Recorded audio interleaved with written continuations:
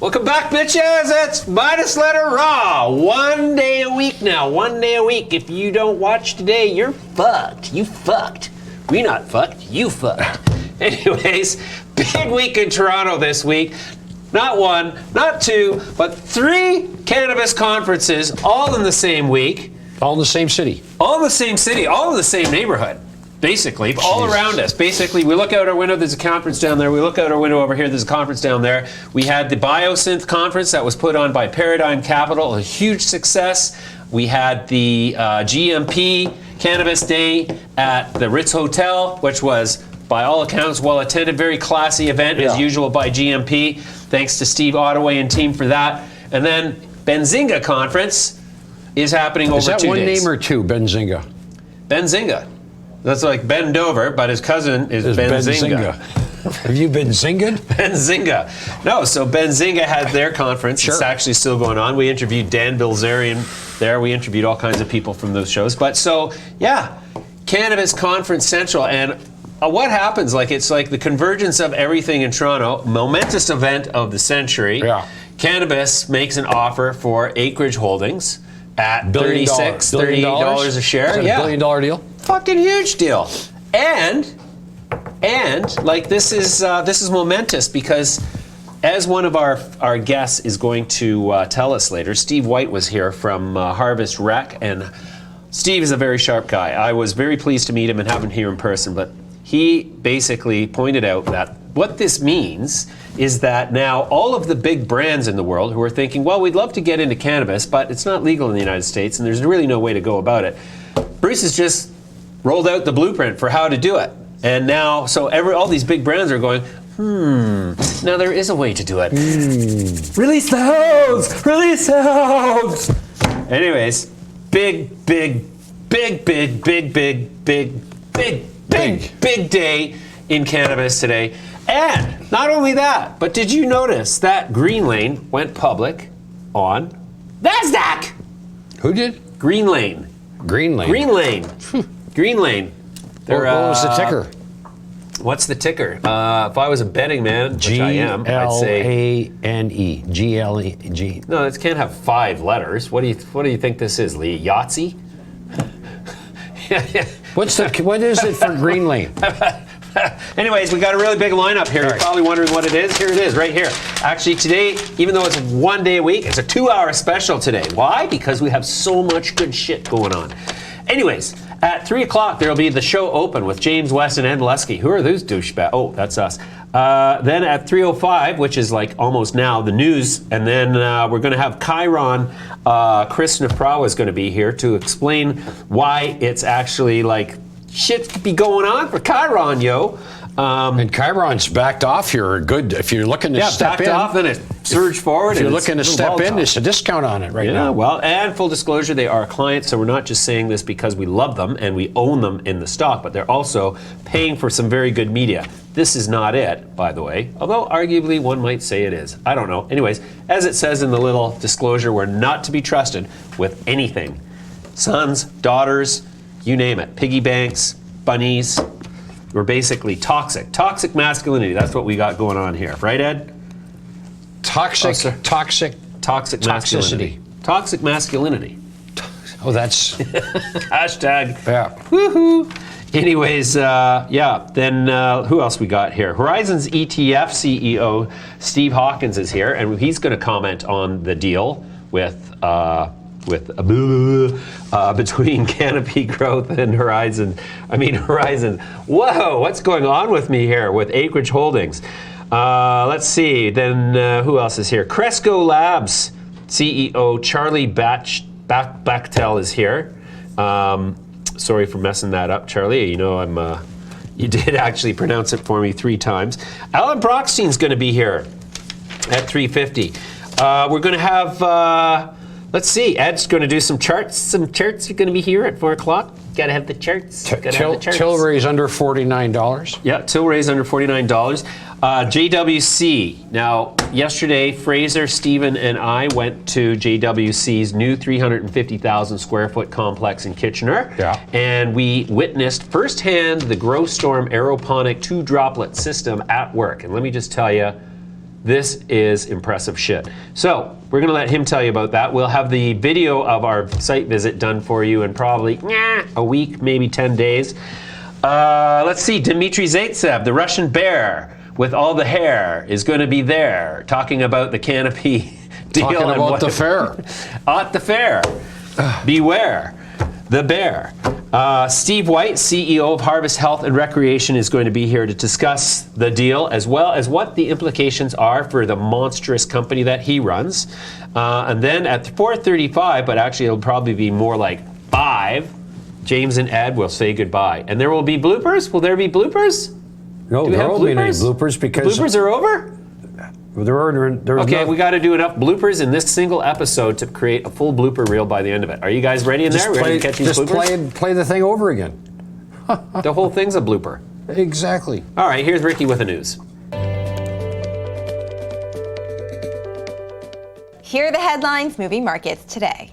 Canopy Growth Corporation and Acreage Holdings announced that they have entered into a definitive arrangement agreement that grants Canopy Growth the right to acquire 100% of the shares of Acreage. Following the approval of Canopy Growth and Acreage shareholders, as well as the Supreme Court of British Columbia, Acreage holders will receive an immediate aggregate total payment of $300 million US, or approximately $2.55 US per Acreage subordinate voting share. In addition, holders of subordinate voting shares of Acreage will receive 0.5818 of a common share of Canopy Growth. The total consideration payable is valued at approximately $3.4 billion on a fully diluted basis, representing a premium of 41.7% over the 30-day volume-weighted average price of the Acreage subordinate voting shares on the Canadian Securities Exchange ending on April 16, 2019. The companies will also execute a licensing agreement granting Acreage access to Canopy Growth's award-winning lineup of brands such as Tweed and Tokyo Smoke, along with other intellectual property.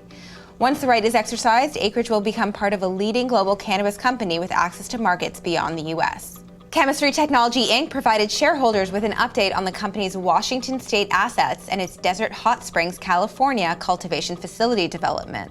Chemistry has received reports from its Washington State licensee partner that further advancements have been made in crucial areas of its cultivation facility, including the appointment of a new head cultivator, the hiring of a full-time general manager, upgrading of grow lights expected to improve crop yields by over 20%, 25% expansion of the retail points of sale offering sugar leaf products, an increase to product SKUs by 20%, and Chemistry is also actively advancing its 9.55-acre Desert Hot Springs land package. They are finalizing plans for 2 64,000 square foot greenhouses and 40,000 square foot manufacturing and distribution facility. Aurora Cannabis has confirmed that the public appeal process related to the German cannabis production tender has been completed. Aurora's contract with the German Federal Institute for Drugs and Medical Device has now been finalized. The approval will allow Aurora to begin construction of a new indoor cannabis production facility in Luna, Germany in May 2019, and the company anticipates completion within 12 months of groundbreaking. Initial shipments of locally grown cannabis are expected to become available to German medical patients starting in October 2020, with the new facility producing a minimum of 4,000 kilograms over a 4-year period to be expanded over time as regulations permit. Acreage Holdings announced that its subsidiary, High Street Capital Partners LLC, entered into an agreement to acquire 100% of Deep Roots Medical LLC. Deep Roots Medical is a vertically integrated cannabis operator in Nevada and was purchased in a total deal value of $120 million to be paid in common units and cash. Pharmacello Limited announced a net loss of $24.4 million for the 12-month year ending on December 31st, 2018. The company had a basic loss per share of 31 cents during this period. Ianthus Capital Holdings Inc. is launching the sale of smokable flower and pre-rolled joints in Florida through their Grow Healthy Florida dispensary brand. The flower sales will commence on Saturday, April 20th, commonly known as the Cannabis Holiday 420. And that's your news for today. I'm in it. Yeah, well, that's the big news of the day, the Canopy and Acreage deal, eh? Yeah. That's quite where's the head office for Acreage? Acreage? I don't know. New York? Green Acres? I think it's in New York. Yeah. I spoke to Bruce this morning. He was in New York. He couldn't come on the show because he was in New York. He said, I got bigger fish to fry today, Jimmy. He says, maybe next week. We're going to turn these fishes into loaves, and what do you turn? You turn the water into wine, and you turn the bread into, what do you do? Never mind. I don't know. Hockey pucks? Okay. I don't know. I don't have, as usual, Hey, Easter a clue weekend. what you're talking about. Easter weekend. Here's to Happy Rabbit weekend. Yes. I like that commercial where the rabbit has a cluck, like cluck, cluck, cluck, cluck, boom, boom, for the little Easter eggs. Anyway, Yeah. never mind. Ah, the rabbit's laying eggs. Yeah. I got it. Rabbit. What? What? Okay. Somebody muttering in my ear? What? Oh! Ed, are we forgetting the most important holiday of the year? 420. 420.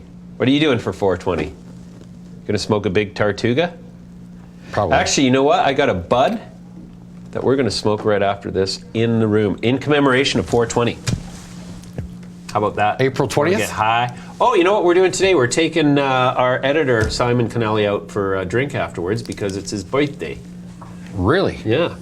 So everybody, we're going to be once again at the Mercado. And if you want to come down and buy Ed a drink, he will be very Ed happy hasn't about had a that. drink in 17 days. What? You're 17 days off on the wagon? Oh. You're staying on the wagon today? Yeah, I'm going to stay I'm going to do 30 days at least.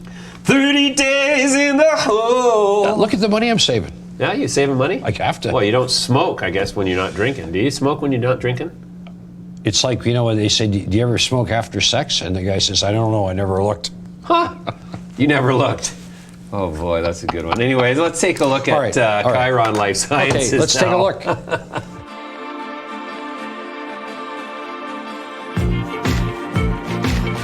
Khiron Life Sciences Corp is a Latin American-based pharmaceutical company that develops and commercializes medical cannabis products.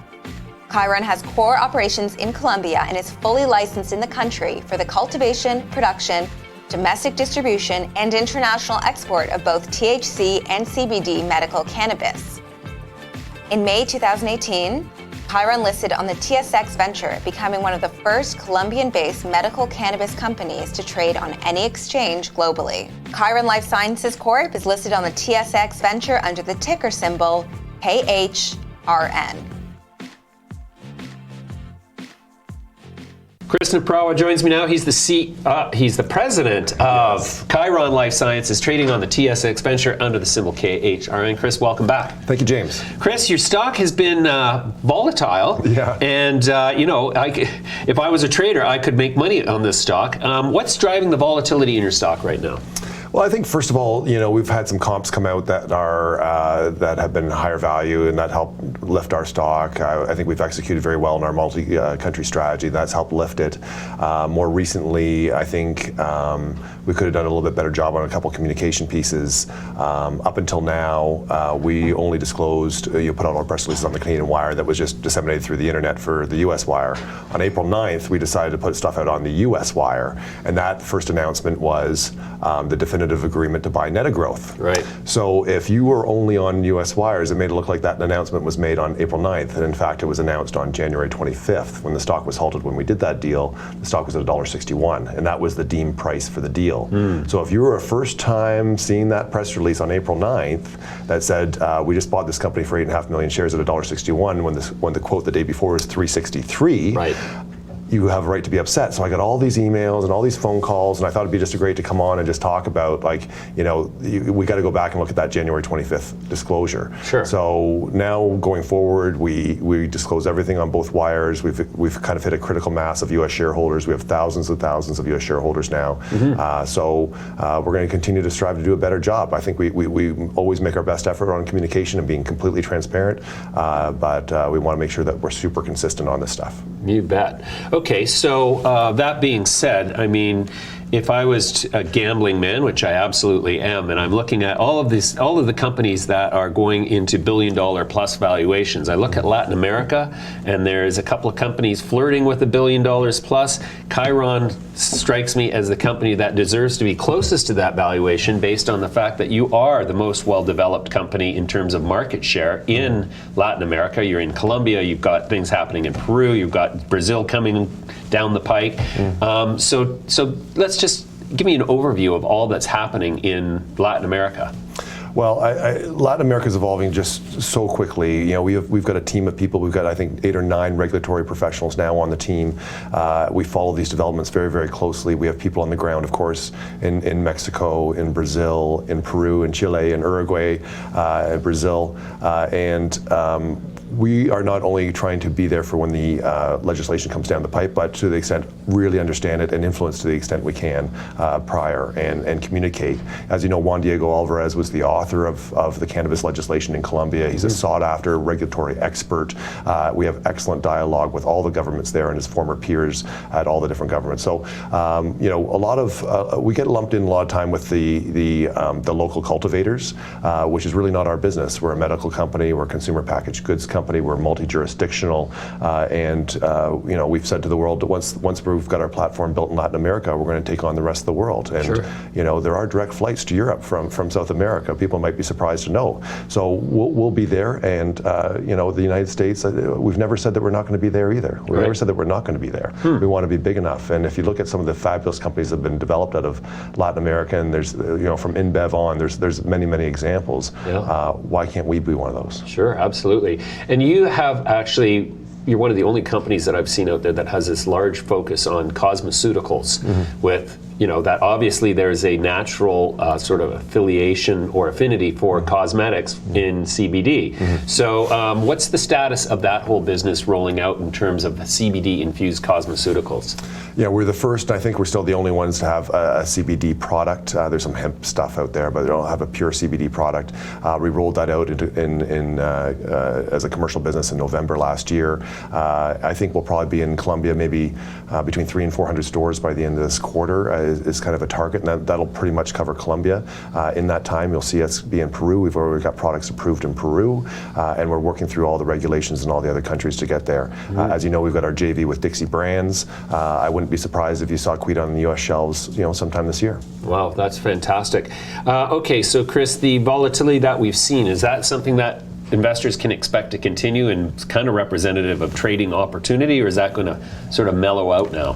Well, who knows? But you know, anybody that's in the cannabis business, or certainly investors in the cannabis business, got to get used to volatility. You know, it seems like every 12 weeks or 16 weeks we have a massive correction, and something great happens, like with the Canopy news this morning with Acreage. There's always another catalyst, and you know, I think the cat is out of the bag. You're going to see more Fortune 500 companies get into this business, and the more that we can have distribution products on shelves, have all that plumbing ready to go, I think we'll be more attractive to one of those. Right. So do you see Khiron as a takeout target for a large multi-country, multi-continent operator? I think somebody wanted to step into this business and be a meaningful player in our jurisdiction and actually sell products and be in those markets. I think we're a very attractive prospect. I hope we get to execute our strategy on our own, because we have a long way to go. We've built an amazing foundation. We have an amazing team. We have the ability to execute, you know, and hopefully we can be left on our own to do that. You bet. All right, Chris, great update. We'll leave it there for now and have you back soon. Thanks for joining me. Thanks, James. Enjoying the show, everybody? Don't forget to follow us on Twitter, like us on Facebook, and follow us on Instagram. Yeah, Khiron. You know what's really you know what's really pissing people off? The performance of Aphria. Everybody's up in arms about the financials and the capital raise. And what is your charts telling us about Aphria? Well, okay, I got a 6-month chart up. So, GFN network. GFN? Yeah. Am I not on the GFN? No. Where am I? If I'm not on the GFN, okay. Guess what? Now you are. Now I am on the GFN. Woohoo! How do I do the frame rate? Tell you what, while you're up to that, I'm going to. Well, I don't know. Usually, when we used to have guys from the control room out here helping us, but All right. Next, I'm going to talk to Steve Hawkins. He's the CEO of Horizons The ETF. Hawker. We just launched the world's first U.S. marijuana index ETF. Horizons ETFs is the world's largest provider of cannabis ETFs. In April 2017, the company launched the world's first cannabis fund, HMMJ. More recently, they launched HMUS, the world's first U.S.-focused cannabis index ETF. Horizons ETFs is listed on the TSX under the symbol HMMJ. Steve Hawkins joins me now, CEO of Horizons ETFs. Steve, welcome back. James, always a pleasure to be here. Steve, big news. You're launching the world's first U.S.-focused marijuana ETF. Congratulations. Thank you very much. Thank you. And you're starting off with a number of companies that are all U.S. multi-state operators, except for a couple. So let's start off with what's the concept behind the ETF? What's the objective, and who does it appeal to? Well, I mean, similar to when we launched HMMJ, the world's first ETF, which was basically North American focused. We've been receiving a lot of inquiries over the last few months of people wanting to get into the US marijuana focus space because our big fund cannot invest in US MSOs. We created a product which we listed on the New York Stock Exchange, which will be focused solely on listing or owning MSOs. And we believe that there's a lot of appeal in both Canada and the US to clients to get into this space.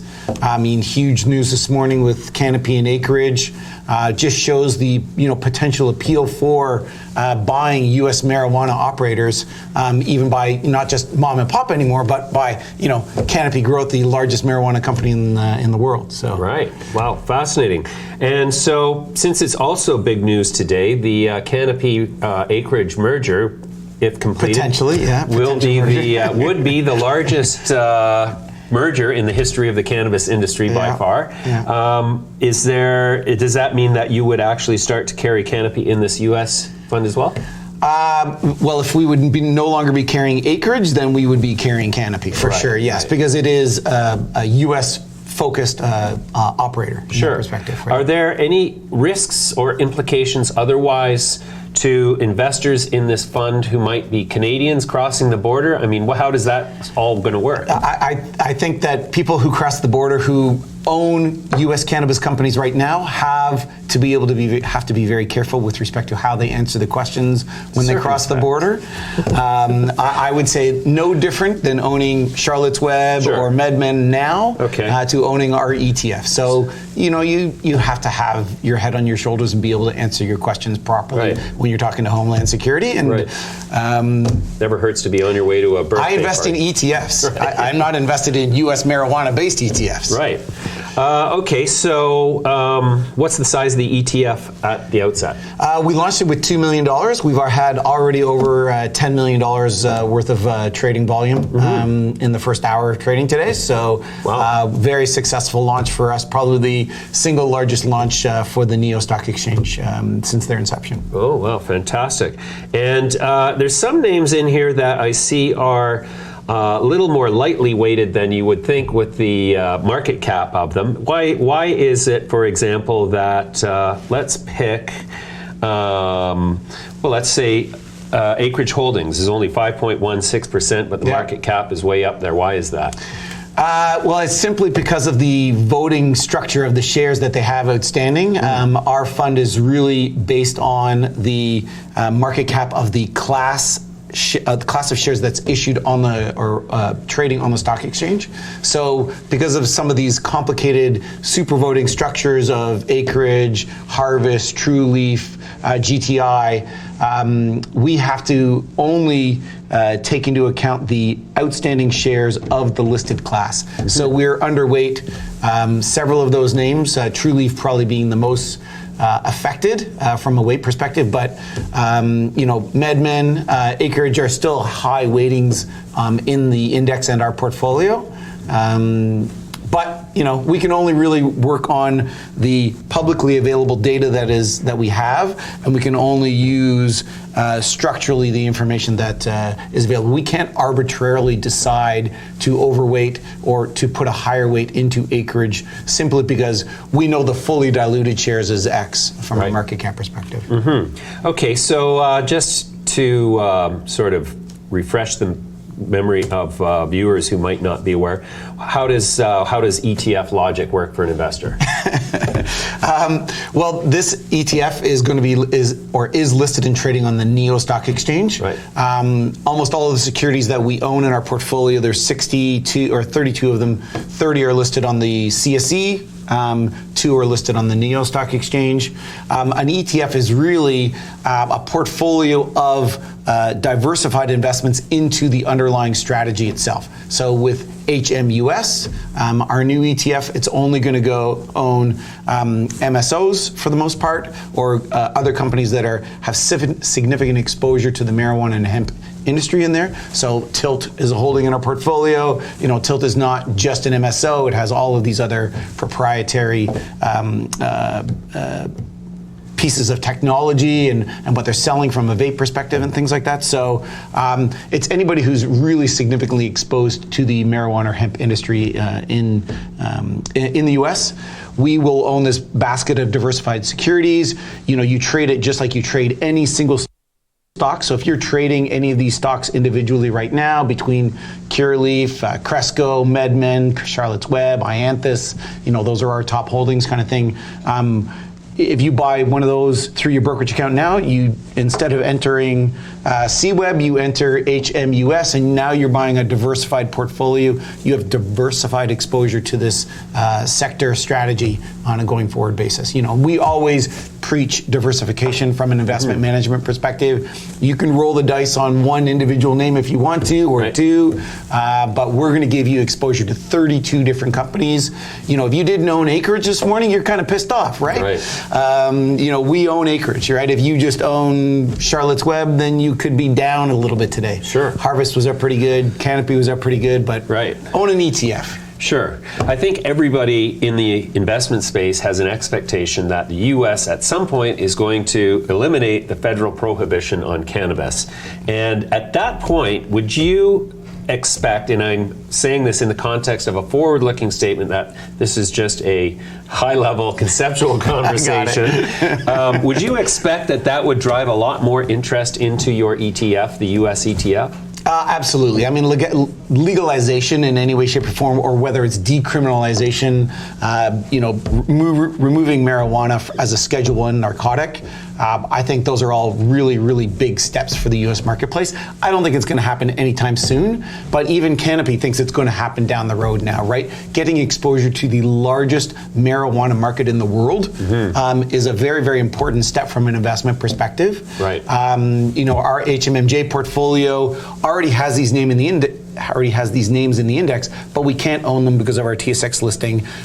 Canopy has had to enter into some sort of arrangement with the TSX and NASDAQ to be able to even pursue this potential transaction with Acreage, but it's all based on legality down the road, right? So when will that happen? This Canopy Acreage transaction cannot be consummated until that legality happens. But I think we're all thinking that the U.S. has lagged behind Canada so much from a capital markets investment perspective into the sector. Our valuations are probably a little more overinflated relative to the U.S. The U.S. market is really going to be the next driver of returns for cannabis companies.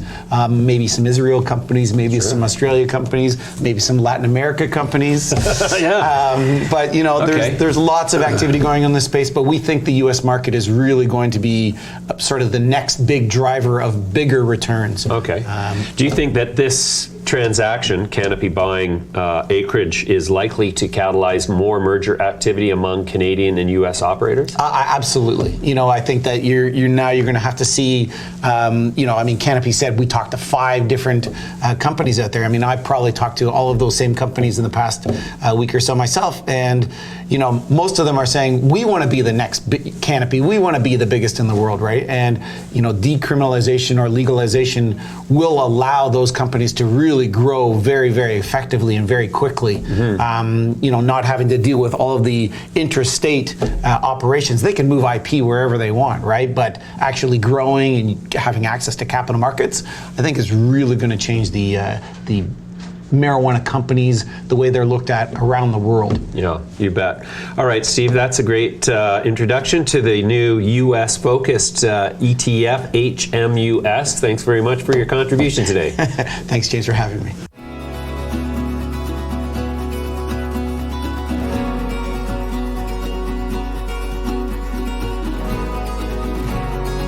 Let's talk about Aurora. Recently, your financials, you more or less delivered on Here are the headlines moving markets today. If you're lucky to buy it 3 days ago at 37 cents, And I think it has a lot to do with some of these smaller names giving really... Recreational cannabis is here. It's quite dry.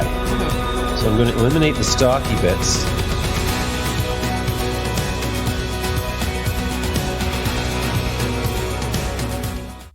And now, ladies and gentlemen, here is Edward Polskio Gorky Milewski with the Afria chart for your dining and dancing pleasure. here it is, and here it is. And here it is. Cresco Labs Inc. and is a here it is. Chicago-based grower, processor, Here's the chart. brand And the manufacturer. chart's going up. The chart's right up now. Where is the chart? There's the chart. Okay. Survey says. Quickly. Quickly. Look at this. Okay, so this is the last 6 months. Whoa. And there is a line you could sort of draw that ties in these highs. And here's another line you can tie in. This is a sort of a pennant formation. Pennant. And That sounds like a winner. Yeah, pennant. And there's your pennant. See that? Independent. And it narrows out, and then it finally broke. There was some Boy, I'll say. resolution here, and that some news came out, which in this case wasn't good. The news came out here, and we had a gap to the downside. This is very, very negative, and we've had four days now since the news came out, and we're at the lowest point since. Now, I don't want to say this is going to be a bouncer because it's extremely oversold. On the other hand, you know, this stock, as we saw way back here, once it starts to go down, let's see here. Look at this move back in here, folks. Read them and weep. I'm not suggesting anything here except we've had an unbelievable drop from legalization right down here till the end of the year. When it got down to $4 and change, rallied up to $14. There's a triple for you if I ever. But again, we've now broken this sideways action. Some people would call it equilibrium, and now we're heading south. I don't know what to tell you except Spit it out, Ed. this looks. It looks. Shit going sideways or what? Is Apriya going to recover? Is it a buy here? The chart says you have to wait for a better candle. Oh, okay. Even though we're outside the Bollingers, which Yeah. would suggest maybe it's oversold, and it is, but it's so early from the break of the trend that this trend, I think, has got more to go to the downside. This is, I don't know what chart this is. I'm assuming this, it just doesn't look good. Okay, Yeah. so there you go. Wow, that sounds pretty negative. But to add to the negative chart commentary, we did have not a very good quarter. Correct. Right. And ultimately, I mean, it was the revenues were really surprising to the downside. Correct. Right. Now, yeah. So what's the deal? You say wait and see. I would till not step in here. I would be, if I was long this stock, I'd pick a number and say if this thing breaks to the downside, I may put a stop in. Oh, really? Well, it's down quite a bit. So, you know, do you wonder though? Is it going to fool around with this low in here? Right. If it does, you got a long way to get to that point. Okay. Okay. Okay. All right. That's good. Now, what about Now, the other news? now check out my NDI here. Yeah. I've got my cannabis up. This is my cannabis garden Jesus. on my NDI. Oh, damn it. And are they growing? I haven't seen them for a while. Yeah, no, we can't see them. Anyways, Charlie Bachtell was here, the CEO of Cresco Labs, and he's going to join me in a second in the studio. Cresco Labs Inc. is a Chicago-based grower, processor, brand manufacturer, and retailer of cannabis. The company develops and distributes precision-dosed medical-grade cannabis in both medical and adult use markets across the United States. Cresco Labs recently acquired Origin House for $1.1 billion. With their recent acquisitions, Cresco Labs will have operations in 11 states. The company has 21.9 million issued and outstanding shares, with management and insider ownership at just under 50%. Cresco Labs Inc. is listed on the Canadian Securities Exchange under the symbol CL.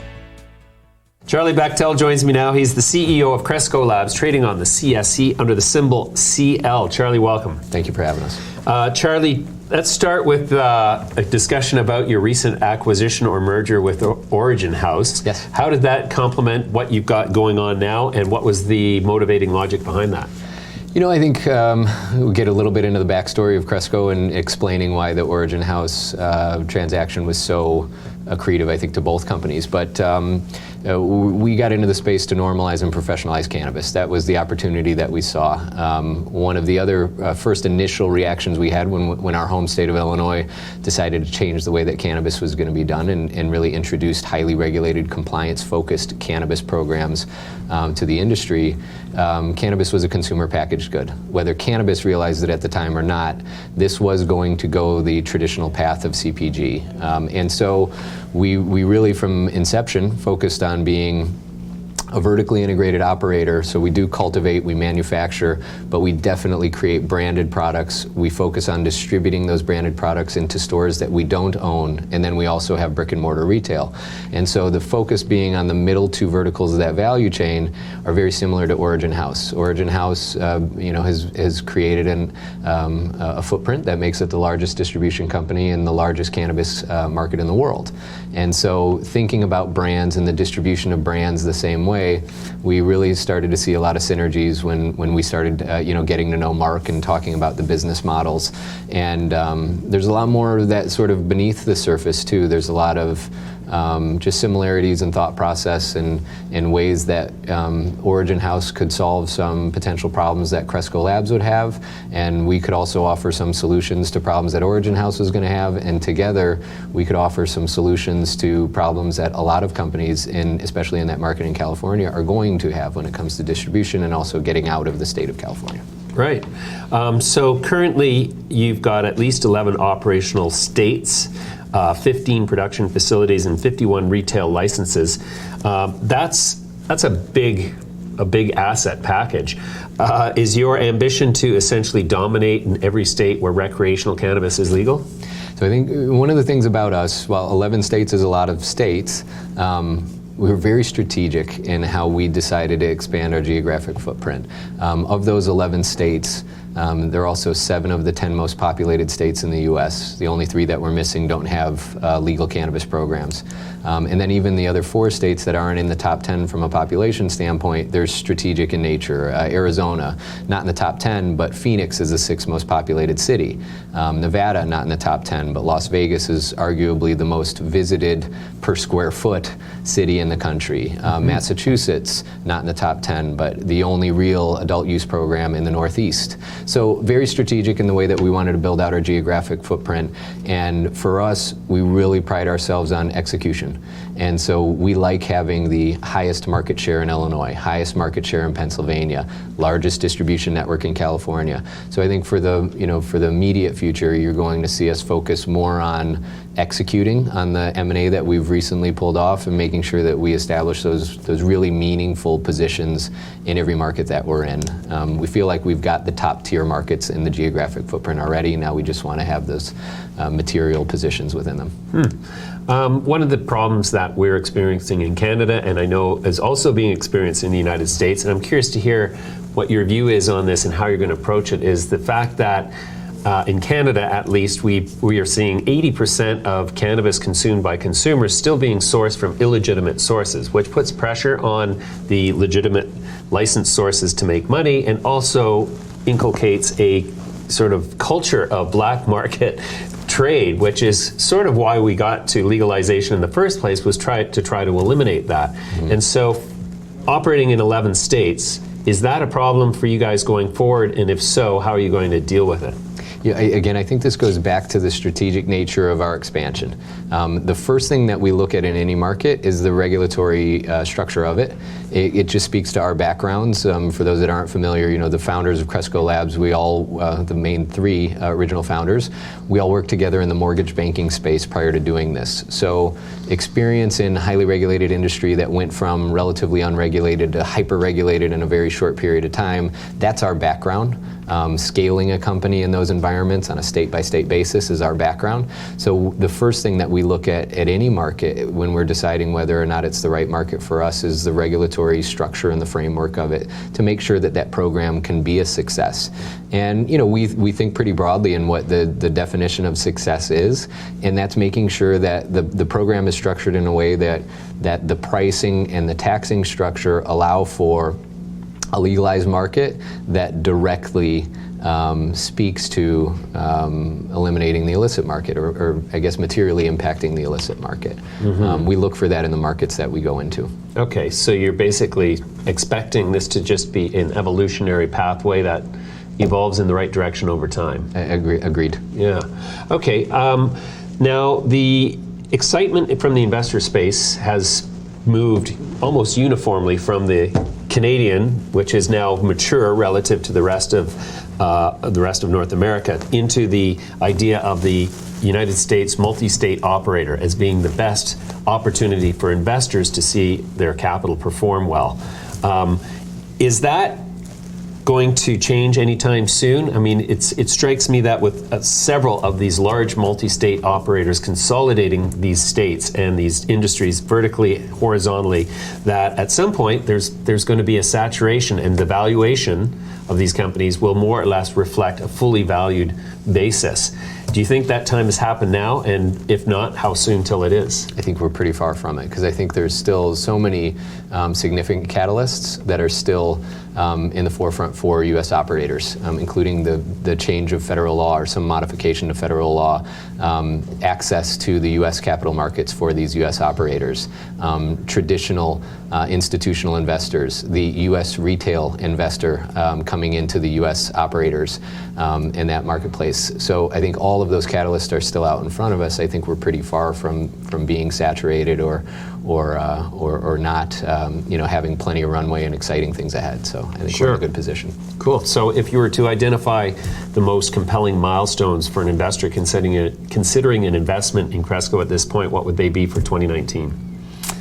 I think, not to go back to the Origin House acquisition, but I really think that one of the reasons we like that acquisition so much is this is Gen 2 of what M&A is going to look like in the U.S. cannabis space. This wasn't M&A to expand geographic footprint or plant a new flag in a new state.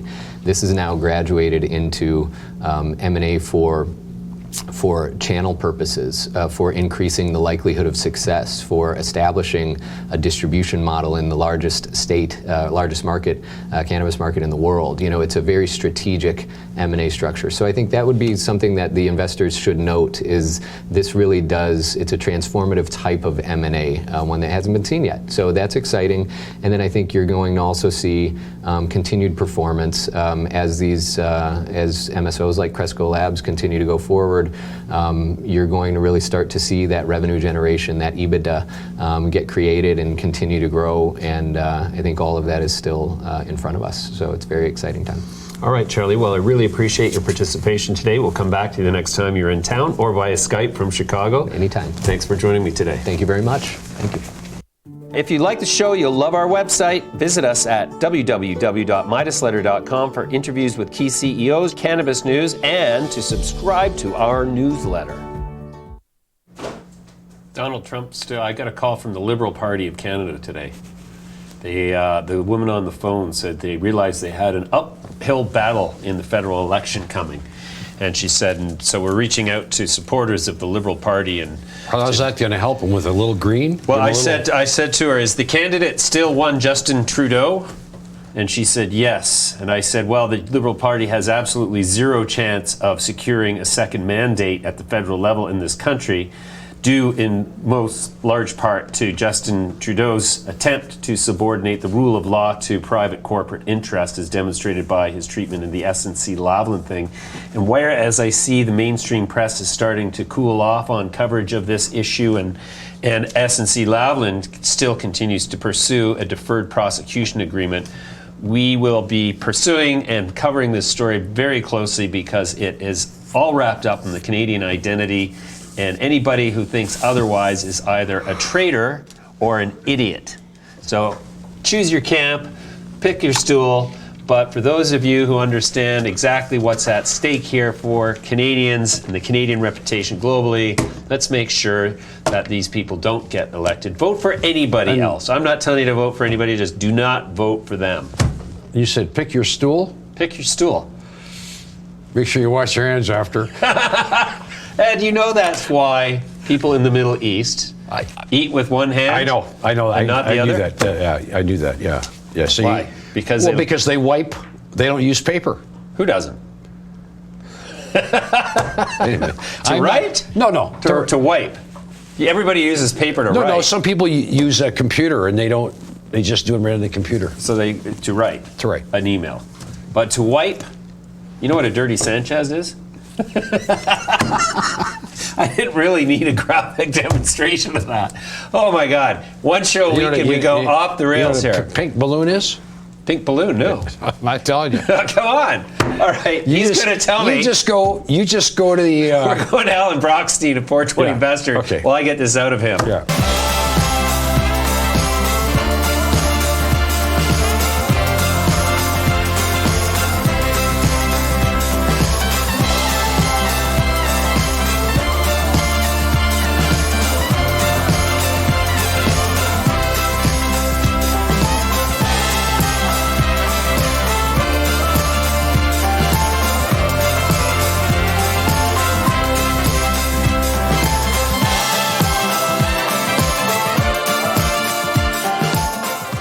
Alan Brochstein joins me now, CFA extraordinaire from the United States of America. Alan, welcome to the show. It's great to be here live.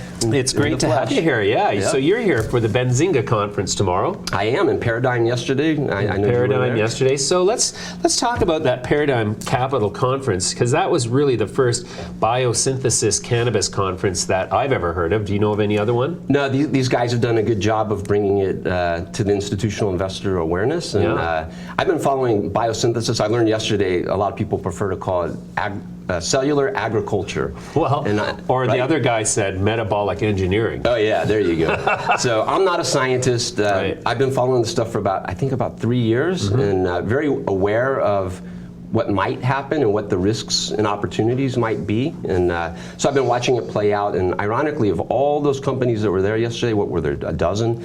Only 2 of them were around 3 years ago, focused on cannabis. And now we've seen, very impressively, some well-funded companies with good connections to Silicon Valley investors, et cetera, entering the space. And I thought it was funny, a lot of these are failed biofuels companies, but they're on a different kind of oil now. Right. Well, case in point, Amyris Inc.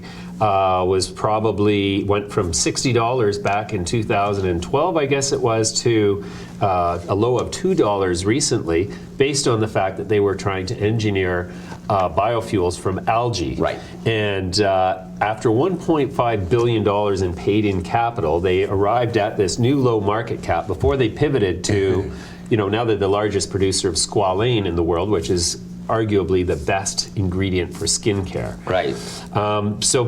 He was bragging about that $1.5 billion. Well, he was, and I thought that was an interesting approach. Yeah. To face we it, paid our dues. Exactly. Ripped our investors off. But that's exactly the main takeaway for me from that conference was this is not like, growing cannabis is legal now, let's start a grow up. You can't just say, actually, let's biosynthesize it. We're just going to start a little bioreactor here on the table and figure it out. I mean, you can't do that. No. As the one speaker made very abundantly clear, I think it was actually Jonathan Page from Aurora, it's a multidisciplinary scientific approach that actually requires a team for each of the sub-disciplines to bring it all together into a product. Yep. And one of the main things that I took away from it was like in the world of cannabinoids, some of them are producing at scale, but none of them are producing at the in-the-money economic It's still level. a dream. Right. But just for your the audience's benefit, so what they're trying to do, in case people aren't aware, is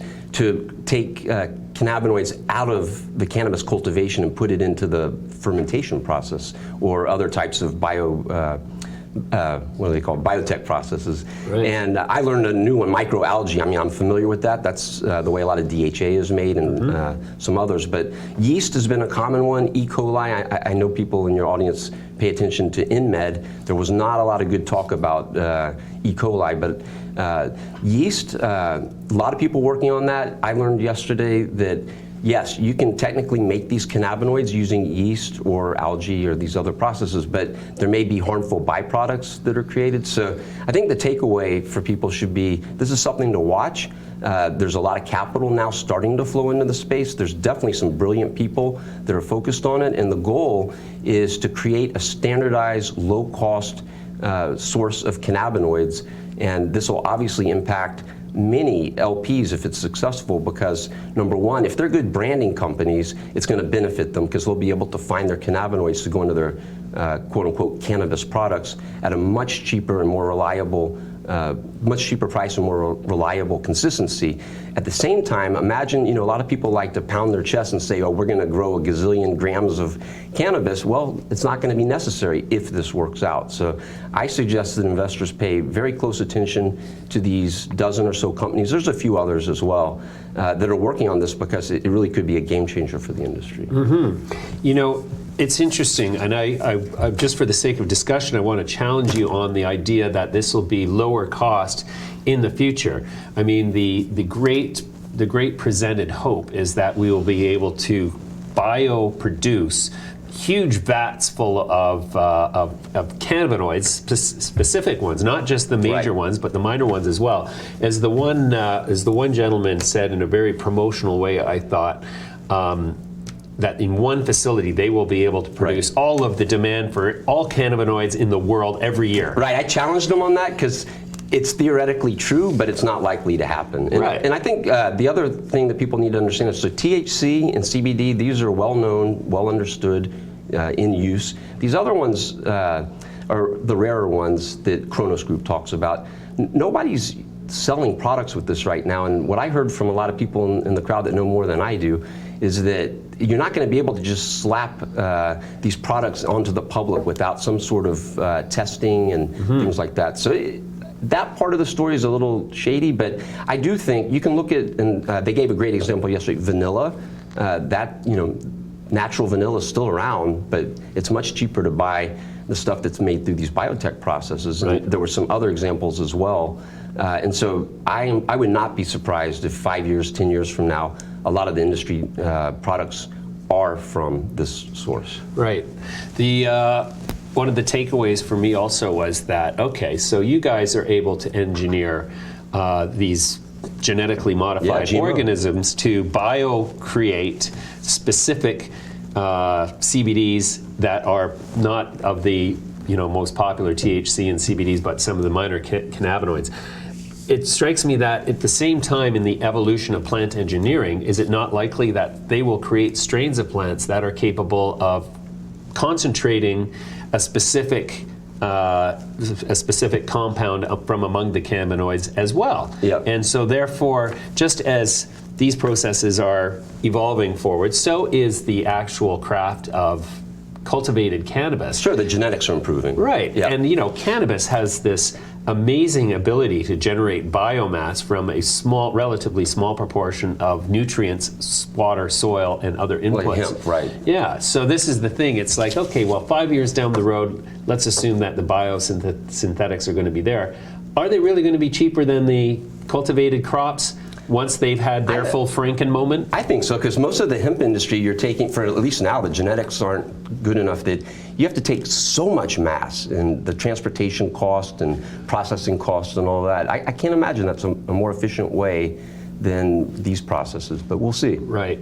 So for now, you're very much of the opinion that the cultivation industry is not under any immediate No term immediate threat, no. Right. No, and a lot of people that say it'll replace, no, because there'll always be a market, always, for, especially for premium flower, but even crappy flower, there'll be a market for it because that's what people like, and that's not likely to change.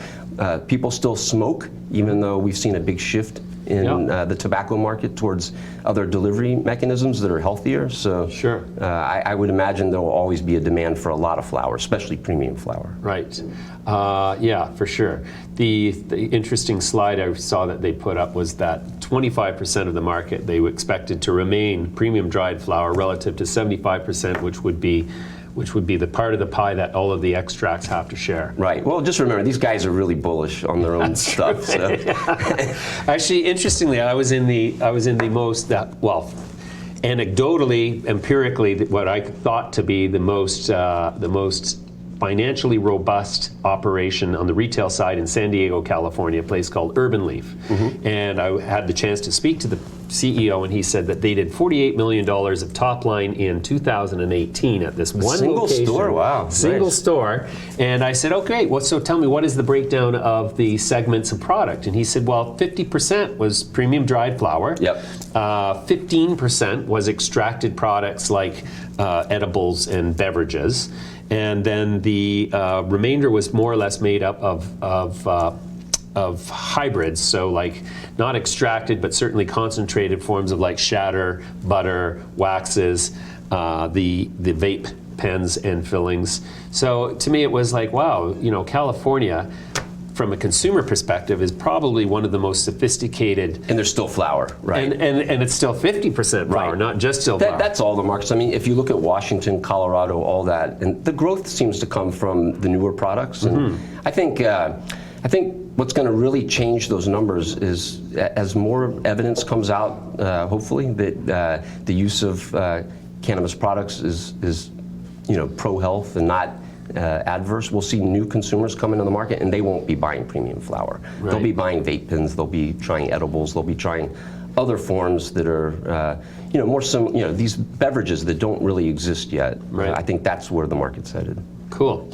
All right, Alan, and finally, what's your favorite top cannabis company pick right now in the world? Right now in the world, wow. So I'm kind of a contrarian. It's been disappointing to see some of these reports, and I don't want to make it sound like I think that they did a good job. Peter Cito's doing a good job, but he failed on guidance, and he should have let the market know, maybe Afria as well, which just reported. They should have kind of let the market know that the expectations that the analysts had were just so far off. And of course, these weren't the first ones, but I think the reaction to CanTrust was a little bit too severe.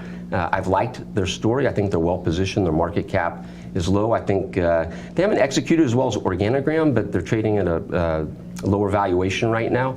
So I guess if I had to pick a stock right now, that one's pretty appealing. Well, very great. Okay, and if viewers want to learn more about 420 Invest, where do they go? 3 W's and 420investor.com. Okay, great. Alan, pleasure as usual. So great to have you here in the flesh.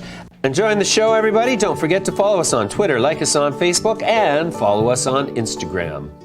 If you like the show, you'll love our website. Visit us at www.midasletter.com for interviews with key CEOs, cannabis news, and to subscribe to our newsletter. If you're enjoying the show, subscribe to Midas Letter on YouTube so you stay up to date on everything investment.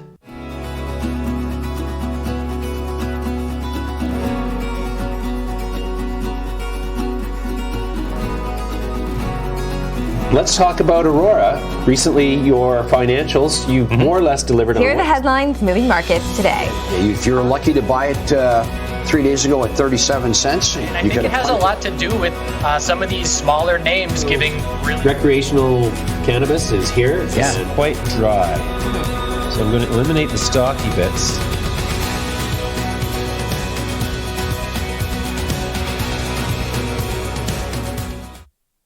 Jim, Earth Captain James T. Kirk. God damn it, Jim, I'm an engineer, not an incinerator. Not a deliberator. I'm not a vibrator. God damn it, Jim, I'm a captain, not a vibrator. Anyways, enough rude commentary. So, Okay. I spoke to Dan Bilzerian at the Benzinga conference. Yeah, he's quite the gambler. Yeah, he's quite the gambler. He seems to win. He says he won $57 million playing poker in one hand. In one hand. One fucking hand. Okay, but was that the 57 that was, like sometimes when they're playing these tournaments, it's $57 million, but that's not the exact amount of money because that's just the amount of money that was thrown in. You know what I mean? Yeah, I don't know. But the I can't other thing explain interesting that he told me was that he, like I said, so let's cut straight to the chase, Dan. You're a trust fund kid, so like you didn't really make any money. He's like, no, actually, I didn't get my trust fund until I was 35, and I gave it all away to my brother because I didn't need it. I said, really? He said, yeah. I thought that was amazing. Did you introduce me as his long lost brother? No, he's already given it away. Oh, you want to damn. be his brother's brother. Yeah. Right. Yeah. Yeah. Okay. Anyways, he was a real gentleman. I was really pleasantly surprised. For some reason, I thought the guy was 7 feet tall. It's because he's built like a brick shithouse, but he was a normal height, 6 foot or something, 5'10", 5'11". 5'10" isn't normal height. What do you mean? The average person, I think, is like 5'8" or 5'9". Really? 5'8"? 5'8". Yeah, I think it's 5'8". Oh Yeah. shit. Huh. So And for a woman, it's 6'3". 6'3". I don't know if I believe that, Ed. Anyways, James Wagner was here, but his name's not James and his last name's not Wagner. His name's Nathan Woodworth. He's the CEO of James E. Wagner. And pay very close attention to what he's saying because he's telling you about the best growing system for cannabis in the world. James E. Wagner Cultivation is a licensed producer of cannabis in Canada, with operations based in Kitchener, Ontario. The company uses an advanced and proprietary aeroponic platform named GrowStorm. GrowStorm is designed to achieve a balance of air and water at the root zone and a more controlled delivery of nutrients to improve plant health. This proprietary system is designed to eliminate all contaminants from the cultivation facility, allowing for a controlled growth environment to provide clean and consistent cannabis every life cycle. James E. Wagner Cultivation has 88 million issued and outstanding shares, and their management and insider ownership sits at slightly over 50% of issued shares. James E. Wagner Cultivation trades on the TSX Venture under the ticker symbol JWCA. Nathan Woodworth joins me now. He's the CEO of James E. Wagner Cultivation, trading on the TSX Venture under the symbol JWCA. Nathan, welcome back. Thanks very much for having me.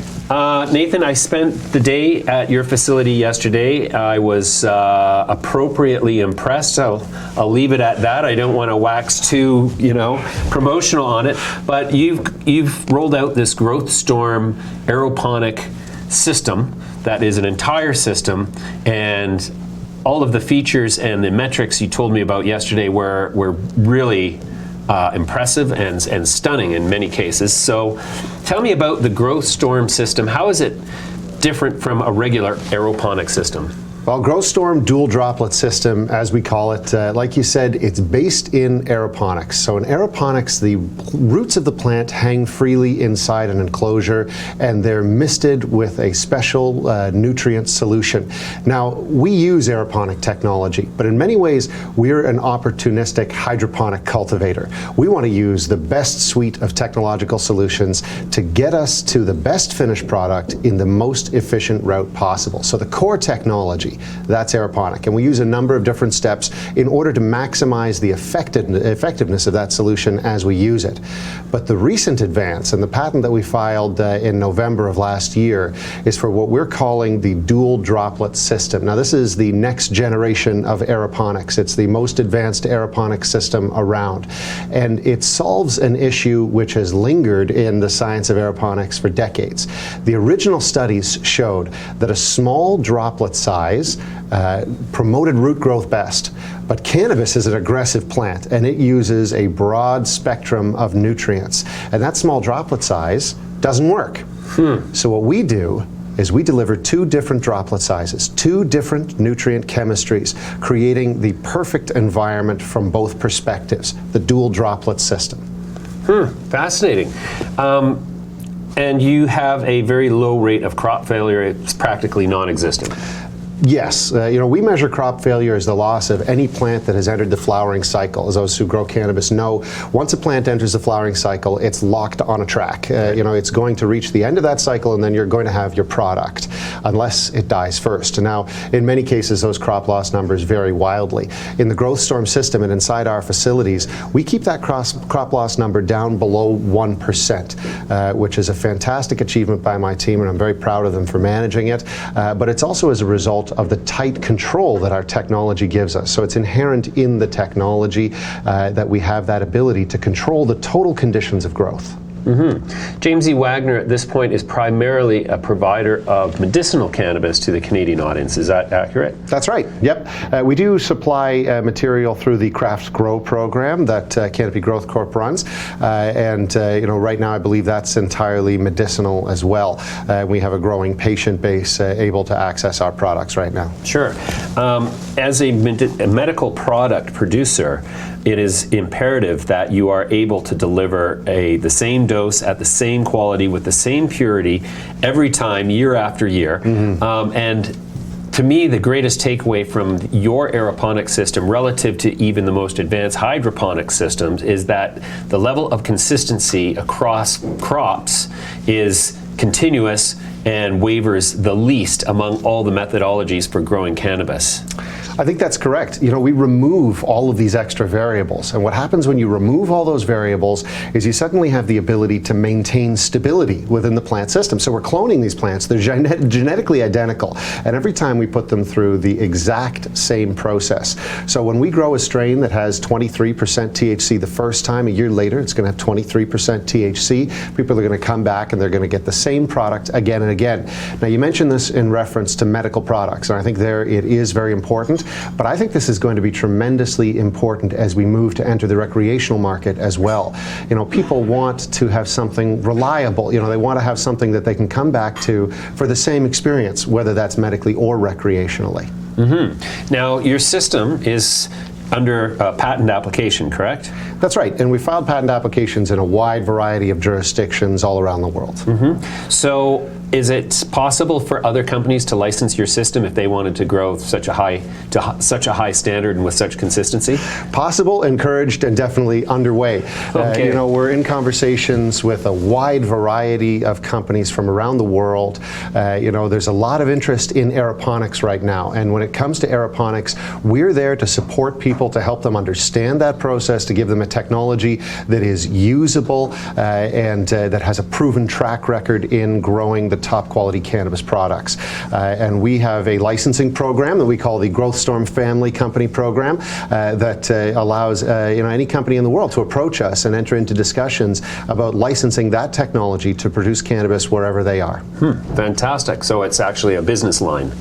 It is, in a lot of ways. We are approaching this as a sort of an adjunct model to what we're already doing.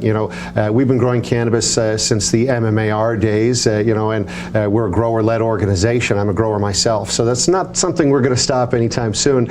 But we're also a technology company, and the long-term vision is for us to leverage that technology to have a presence on the world stage. You're going to see Growth Storm in a variety of different venues, and I think as it spreads, we're going to prove that the efficacy is there and that the value is there.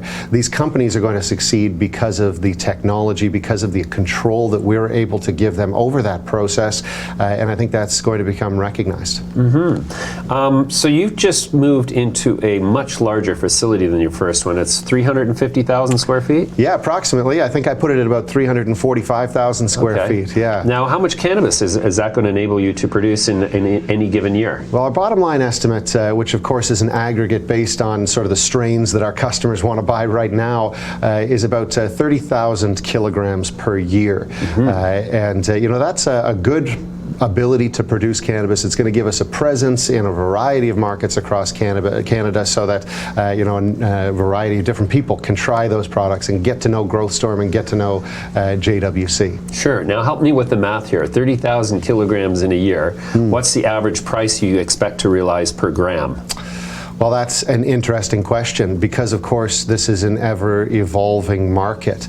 I think we're looking at somewhere in terms of, now if we're talking, are you asking gross revenue or net revenue? Gross. Okay, gross. I think you're looking at somewhere around 650 to 750 because, of course, the recreational marketplaces vary across the country. So that's $210 million worth of marijuana in a year. Sure, that sounds like a great number to me.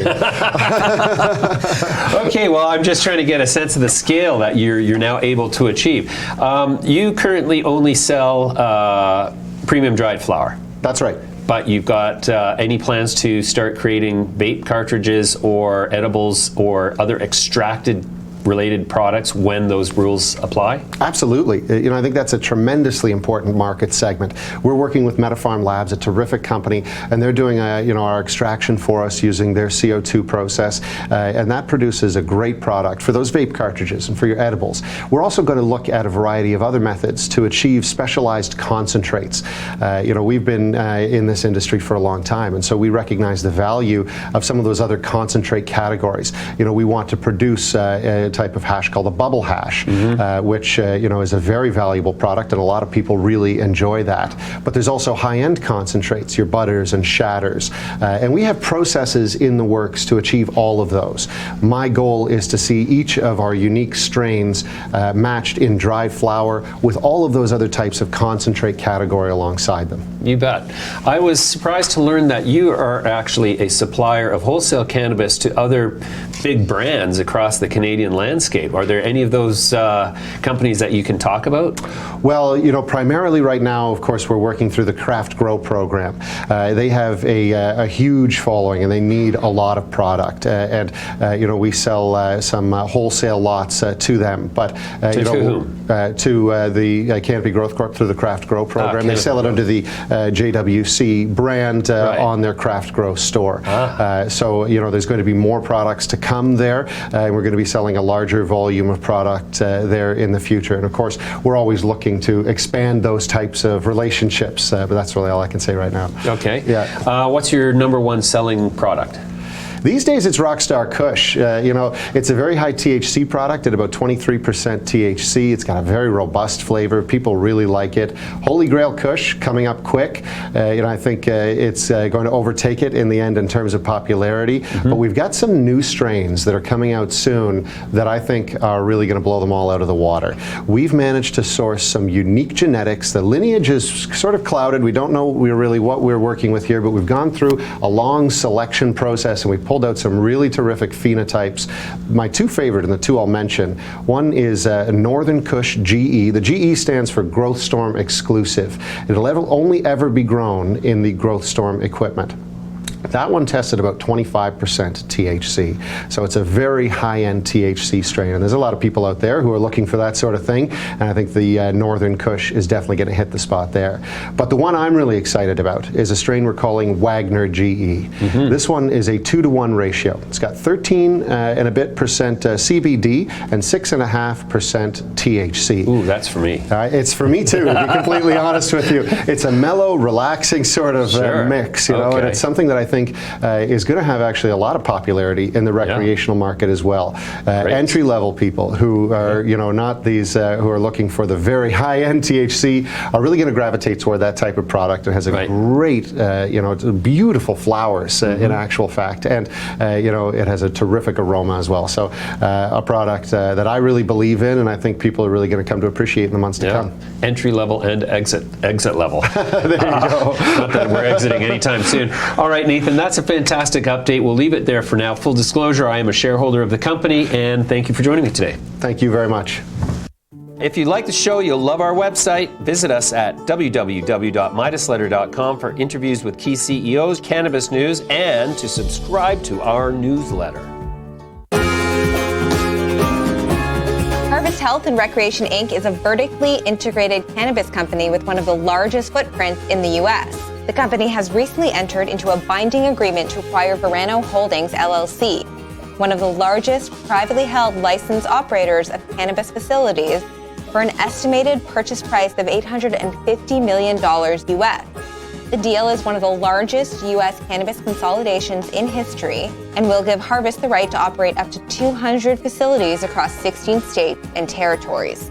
Harvest Health and Recreation is listed on the CSE and trades under the ticker symbol HARV. Steve White joins me now. He's the CEO of Harvest Health and Recreation, trading on the CSE under the symbol HARV. Steve, welcome. Thank you very much for having me. Steve, we are meeting on this momentous occasion where Canopy Growth has made an offer to purchase all of the stock outstanding in Acreage Farms, which, if concluded, would be the largest transaction in the cannabis space to date in the form of a merger. And it's particularly interesting because it's a cross-border merger, which nobody really thought would be able to happen in the current environment where marijuana is federally prohibited in the U.S. Now, what are the implications for Harvest Health and Recreation directly and the entire sector in the U.S. and Canada generally? So start with Canada, because that's the easy one. It's another instance where Canopy Growth figured out a way to do something that everybody else thought was impossible, and then they went out and executed it. So kudos to them for being first on this.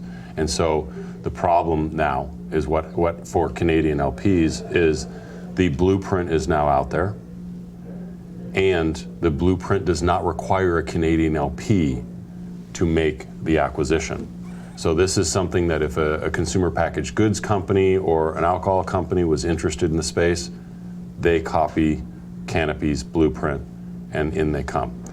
That also means that prices get higher, right? So U.S. multi-state operators become more valuable because there are more people, looking to purchase them over time, and that's another problem for Canadian LPs. For Acreage, it's a great deal as well. It's the ultimate private equity play. They put together a number of assets, they bundled them together, and they sold them at a much higher price than what they acquired them for. Kudos to them. Also positive for US MSOs. Because we have more people who could be targeting acquisitions in the U.S. So the consolidation momentum that has now been established yet again by Canopy, do you think that's going to take the whole sector higher in terms of valuation in the immediate term, or is it more like a long, slow burn to the upside that's just going to keep on going as these bigger companies and bigger deals happen? I think the long term's easier to predict, and I do think it is going to go up over time.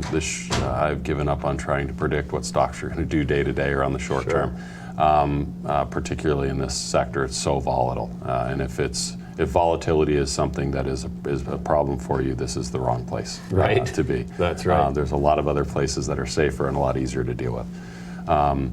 So I think, but I do think short term, what we've seen is people U.S. companies who everyone knows are going to be aggressive and are going to look to do mergers, acquisitions, look for financial partnerships. Those people will be rewarded because there is a blueprint available for that to happen. You bet. So for Harvest Health and Recreation, acquiree or acquirer? Both. Both. You've already demonstrated acquirer. We've been an acquirer over time. I mean, but it is our job as fiduciaries of the company to make good decisions for Harvest shareholders. If the right financial partner comes along, it's a conversation we have to have. We do. And for us, we love what we're building. We're very proud of it. We see incredible upside, and hopefully other people do too. Right. In terms of your footprint in the United States, you seem to have dominance in most of the legal markets that are important from a population perspective. Do you see any reason for a company like yours to make a move north into Canada? There could be a strategic reason why we would do that. The problem that we have right now, the disadvantage we have over the relative to the Canadians is our stock trades at severely lower levels than the Canadians, right? So they trade based on earnings. They trade at 7 times what we trade. So for our stock is therefore more valuable to us. So we can't go make Canadian acquisitions because Canadian stuff, frankly, is too expensive right now. So while the Canadian opportunity is a good one, it's a legal market, there are companies that are executing well in the market. For us, that's a difficult acquisition to make. Plus, there are so many good opportunities in the U.S. right now. That's where our focus is. Okay, so what's your big problem that you have to execute on right now in order to sort of backfill the valuation that you have, even though by your own admission it's low relative to Canadians, but there's this expectation that these companies, like even especially in the Canadian sense, where the valuations are high and they certainly are not justified by sales and revenue, but so it's speculative value based on a future expectation of revenue growth and ultimately profits. So in the U.S., the same thing applies, even though the valuations aren't there. What's your approach to that? We just have to continue to execute. The unique thing about Harvest is we've been a profitable company for years. Before we went public, we made money. We learned how to make money because we had to make money. We didn't have access to capital the way that the Canadian companies always have. So we had to run good foundational, profitable businesses. So it's really about execution. When you tell analysts and you tell the street and you tell investors you're going to do something, you have to go out and do it. And so that's what we have to continue to demonstrate over time, that is who we are, that's what we'll continue to do. Sure. In the Canadian context, CEOs like to focus on the cost of growing and their realized cost per gram in the marketplace, which is unfortunately lower than anybody wants, except maybe the consumer, because the government mandates this pricing model. In the United States, there's no such limitation. So you've got, in some cases, extremely premium product going for as high as $30 US a gram, while at the same time, in California, for example, there's 200 to 300% more supply than there is demand. And so at the lower end, there's price competition that's threatening to become a commodity price level.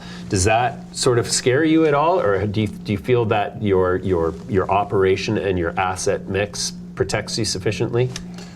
Yes, but I think that really underscores the importance of winning applications when a state issues them. Because what you see consistently is early on in a market, you see that big margin spread. Harvest has traditionally been very good at going out and getting licenses when they're issued, building facilities and stores quickly, and then turning the businesses profitable very, very quickly. Over time, I think we all agree that there's going to be a tendency towards commoditization for cannabis. In many instances, it's going to be an ingredient in other products. That's inevitable. We have to be able to, as leaders of these companies, see around the corner and build the business accordingly. For us, one of the things that we talk a lot about in the US is the retail footprint, the wholesale footprint, and then ultimately using that to build brands. So that's how we protect our margins. What is Harvest Health's flagship product? We have a number of products, actually. So our flagship are really our retail stores. Okay. Those are called Harvest, right? So the stock looks like the retail stores. But we have now with our recent acquisitions, we have more than 20 brands under the Harvest umbrella, with hundreds of SKUs when you add all those brands together. We have in multiple states rolled out, our biggest, we have some flower brands that are quite popular. We have some vape brands. Those are the most popular. Those account for the biggest portion of our revenue. The ability to advertise in the United States, is it uniform across all states? Advertising is more or less permitted? Nothing is uniform across the states of the United States. So we have everything from no restrictions to you can't do it, right, and then everything in between. Okay. So that's one of the challenges. It's also one of the opportunities that we have. If we can navigate through that better than other people, it presents an opportunity for Harvest. But nothing is uniform across the 50 states in the U.S. Wow, fascinating. Okay, well, Steve, we're going to leave it there for now. It's my first time talking to you, and I really appreciate the conversation. We'll talk again soon. Enjoyed it. Glad. Hope to be back soon. Definitely. All right. Enjoying the show, everybody? Don't forget to follow us on Twitter, like us on Facebook, and follow us on Instagram. Yeah, well, Actually, you got a blue suit on there. Look at it. no, it's just the color in that monitor. It looks good on the screen. Yeah, so Harvest Rec, like that's a big company. Yep. Like they got a lot of stuff going on. But we could. I'm going to be talking a lot more to Steve White because he's a smart fellow, and he also sort of is suggesting that he recognizes the opportunity we have in the U.S. financial media as the de facto global authority on cannabis stocks. De facto. De facto. No, I'm just kidding. But yeah, it's Easter weekend. Ed, are you going to hide any eggs? I'm going to try and. Are you going to hide your eggs anywhere? Bury them? Bury your eggs? Like a turtle. It's turtle season. You ever see, in the park I walk in, every spring, there's these turtles, and they're snappers. Yeah, snappers. Holy snapping arseholes. I'll have the turtle soup and make it snappy. Yeah. That's a good one. And you watch them. The females dig their hole out. They turn around. Well, they don't really dig. They're kind of like. Well, but then they put their rear there, and then they lay eggs, and they lay them, and then they cover them up, and then the park superintendent comes along and says, these turtles, when they hatch, they don't go looking for their mom. They head right for the water.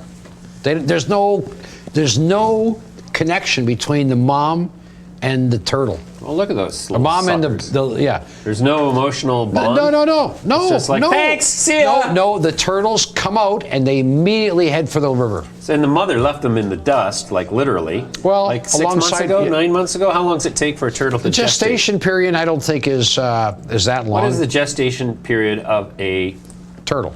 Sea turtle. We're talking sea turtles here, right? Well, these aren't sea turtles. These are river turtles. River turtles? I've never heard of a river Snappers. turtle. Snappers. Nice snapper. But snapping turtles don't lay eggs on the beach, and then the little creatures head out to the sea. Who said anything about the beach? This is a river. Yeah, but you said they bury them in the sand. The sand only occurs on the beach. No, I didn't say sand. I said there's a laneway, and near the laneway there's a soft shoulder, and that's where their turtle buries. What are these turtles hauling ass down the highway? It's like, pull over, dear. I'm gonna lay some eggs. I gotta lay some eggs. Wow. Yeah. Anyway, they don't get up. The mother isn't waiting for them. No, she's gone. Bitch, that's cold. So think about that though. Like a cold, goose. Yo. Right? The goose lays the egg and keeps the youngins underneath, right? Yeah. And they peer their head peers out once in a while. They looks hang out around. being cute for a while. Okay. Yeah, no, it's not. It's 4:28, you bastards. Don't be cheap. Don't be shorting us on our time here together. Anyways, before we go, I just wanted to show you the Midas Letter Cannabis Index here, because this week was quite spectacular in that we had. Oh, let's just quickly. Well, with Canopy having that big move. Yes. Yes. What? Do I know what? What? Well, today it was up. It was up about. I'm asking you. I think it was up 8% at one point. Thank you. So there's the basically. Well, let's take a look at the week here. Let's just pull up the week, because that's. So there's the week. A bit of a down week, and I find that interesting because there were so many what I would call macro catalysts for the whole sector that happened. That merger with, that happened. That got announced this morning. Yeah. And then the Green Lake going public on NASDAQ was a big deal too. Sure. 3 conferences in Toronto, all the stocks that were at the conferences are going up higher. Like, it was a big the index is down. And yet, the index is down a bit, yeah. A tad. A bit depressing. But look at the index overall on the day is up. So up 2.1% today on the large cap, up $1.74 on the small cap, up 0.19, fart in the wind on the venture cannabis index, 2.7% on the CSE. Let's take a quick look at who the best performer was on the CSE. If it wasn't Acreage Farms, I'm going to shit the bed. Oh, wait a sec here. Captiva Verde Land Corp. PWR. Never heard of them. Cordova Can. Never heard of them. Nutritional High, we know who they are. Still Canada. Next green wave. Why isn't Acreage Farms Yeah, on what's there? going on? Where the hell They're is not it? on that list. They should be. They're on the CSE. Yeah, they're $1 billion company. Yeah, but this is the CSE. True Leaf is on there. That's a $1 billion company. Look at a Soyuz down there sucking hind tit at 22 cents. Suniva at 4.95. Boy, that's. Hey, I see they took a run at Citron took a run at Village Farm. Yeah, that one struck me as yet another suicide mission by Citron How do they Research. pick these stocks? I think he puts on a blindfold. He smokes a big fat joint and starts throwing darts at a list, and it's like as soon as he hits a name, he's like, "Okay, that's the one we're going to go short." And then he doesn't even look at what the company has going business-wise. Maybe he smokes a big fat joint from each of the companies, and the one that doesn't get him high, that's the one he says short. Ah, that could be it. That'd be a way to do it. That would be a good way to do it. Anyway, so there's our abbreviated version of our show. Yeah. We are coming back next Friday. Summer hours. We're going away for Easter weekend. Some of us are going some places. We're going to make like rabbits and get the fuck out of here. And you know what else we're going to do? We're going to lay some turtle eggs. We're going to lay some eggs.